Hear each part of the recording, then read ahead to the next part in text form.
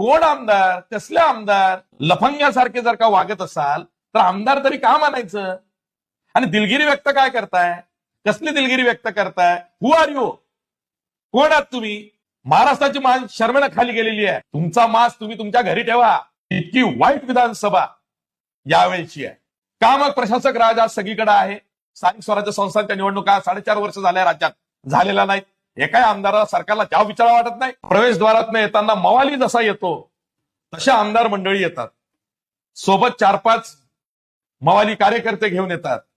कोणी कसला तरी आवाज काढतंय, कोणी कोणाला चिडवतंय. काय चाललंय काय?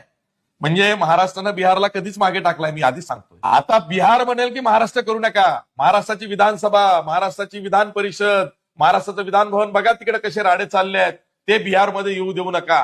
बाजार मुंग्यांचा नुसता हैदोस अधिवेशन काळामध्ये झालेला आहे.